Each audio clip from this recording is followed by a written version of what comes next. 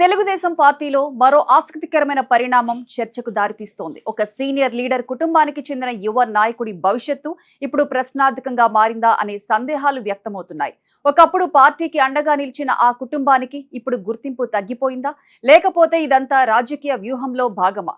Ticket ఆశించిన సమయంలో shock తగలడమే కాదు, ఆ తర్వాత వచ్చిన పదవులు కూడా పోవటం, అలాగే ఇప్పుడు పార్టీలో పూర్తిగా సైడ్ లైన్ అయిన పరిస్థితి, ఇవన్నీ చూస్తే కథలో ట్విస్ట్ ఉందన్న భావన కలుగుతోంది. ఇక ఆ నాయకుడు తాజాగా తీసుకున్న కొన్ని నిర్ణయాలు, చేసిన ఫిర్యాదులు, అవి కేవలం ప్రజా సమస్యల కోసమా, లేకపోతే పార్టీకి హెచ్చరిక?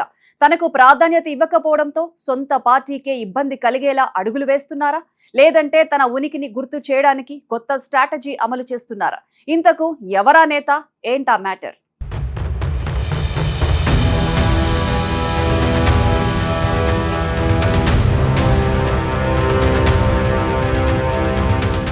ఆంధ్రప్రదేశ్ రాజకీయాల్లో కొన్ని కుటుంబాలు తమకంటూ ప్రత్యేక గుర్తింపును ఏర్పరచుకున్నాయి. అలాంటి కుటుంబాలు కోడెల శివప్రసాదరావు కుటుంబం ఒకటి. ఆయనకు తెలుగుదేశం పార్టీలో ఉన్న ప్రాధాన్యత, రాజకీయ ప్రస్థానం గుంటూరు జిల్లాలో ఆయన వేసిన ముద్ర గురించి ప్రత్యేకంగా చెప్పాల్సిన అవసరం లేదు. అసెంబ్లీ స్పీకర్గా, మంత్రిగా, బలమైన నాయకుడిగా ఆయన పార్టీకి చేసిన సేవలు ఇప్పటికీ గుర్తుండేలా ఉన్నాయి. అయితే ఆయన మరణం తర్వాత అదే స్థాయి ప్రాధాన్యత ఆయన కుమారుడు కోడెల శివరాంకు దక్కుతుందా అనే ప్రశ్న అప్పట్లోనే ప్రారంభమైంది. ఆ సమయంలో చాలా మంది భావించిన విషయం ఏమిటంటే, కోడెల వారసత్వం రాజకీయంగా కొనసాగుతుందని. ముఖ్యంగా అప్పటి ముఖ్యమంత్రి చంద్రబాబు స్వయంగా శివరాం బాధ్యతను తానే తీసుకుంటారని చెప్పటం వల్ల ఆయనకు పార్టీలో మంచి స్థానం దక్కుతుందని అంచనాలు పెరిగాయి. కానీ కాలక్రమేణా పరిస్థితులు పూర్తిగా మారిపోయాయి. మొదట్లో కనిపించిన ప్రాధాన్యత క్రమంగా తగ్గిపోతూ వచ్చింది.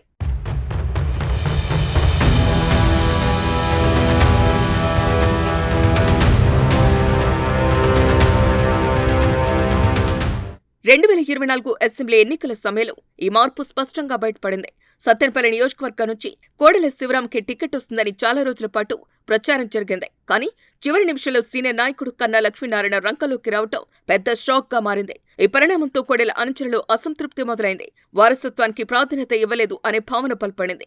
ఆ తర్వాత టీడీపీ అధికారంలోకి వచ్చినప్పటికీ శివరాంకు పెద్దగా అవకాశాలు రాలేదనే భావన ఉంది. మొదటి రాష్ట్ర కార్యదర్శి పదవి ఇచ్చినా అది పెద్దగా ప్రభావం చూపే స్థాయి కాదని ఆయన వర్గం భావించింది. అయినప్పటికీ శివరాం నిశ్శబ్దంగా తన పనిని కొనసాగించారు. నర్సరావుపేట, సత్తెనపల్లి ప్రాంతాల్లో కార్యక్రమాలు నిర్వహిస్తూ భవిష్యత్తులో 2029 ఎన్నికలు లక్ష్యంగా పెట్టుకుని పనిచేస్తున్నారు. కానీ తాజాగా జరిగిన పరిణామం ఆయనకు మరో పెద్ద షాక్ గా మారింది. పార్టీ కొత్త కమిటీలో కోడెల శివరాంకు కనీస ప్రాధాన్యత కూడా ఇవ్వలేదు. ఆయన ఉన్న రాష్ట్ర కార్యదర్శి పదవి కూడా తొలగించారు. అంతేకాకుండా ప్రత్యామ్నాయంగా మరో పదవి కూడా ఇవ్వలేదు. దీంతో ఇప్పుడు ఆయన పరిస్థితి ఏమిటంటే, పార్టీలోనూ ప్రభుత్వంలోనూ ఎలాంటి అధికారిక గుర్తింపు లేకుండా మిగిలిపోయినట్టే కనిపిస్తోంది.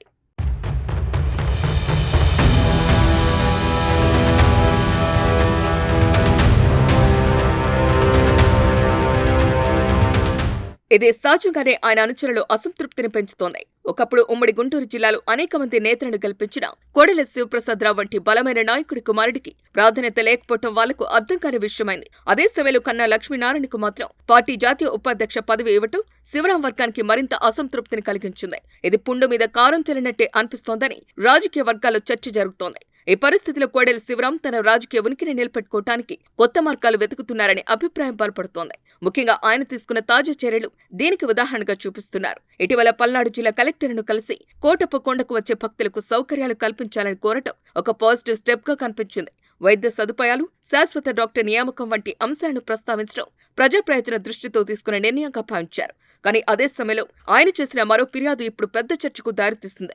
నర్సరావుపేట, సత్తెనపల్లి ప్రాంతాల్లో అక్రమ మైనింగ్ జరుగుతోందని కలెక్టర్ దృష్టికి తీసుకెళ్లటం రాజకీయంగా హాట్ టాపిక్ గా మారింది. ప్రభుత్వానికి నష్టం జరుగుతోందని వెంటనే చర్యలు తీసుకోవాలని కోరటం సాధారణంగా చూస్తే సరైన చర్యగానే కనిపిస్తోంది. కానీ ఇందులో రాజకీయ కోణం ఉందనే అనుమానాలు మొదలయ్యాయి. ఎందుకంటే ఆ రెండు నియోజకవర్గాల్లో కూడా టీడీపీ ఎమ్మెల్యేలే ప్రాతినిధ్యం వహిస్తున్నారు. దీంతో శివరాం సొంత పార్టీ నాయకులపైనే ఈ ఆరోపణలు చేస్తున్నారా అనే సందేహం వ్యక్తమవుతుంది. ఇది యాదృచ్ఛికమా లేక రాజకీయంగా ఆలోచించి తీసుకున్న నిర్ణయమా అనే చర్చ జరుగుతోంది.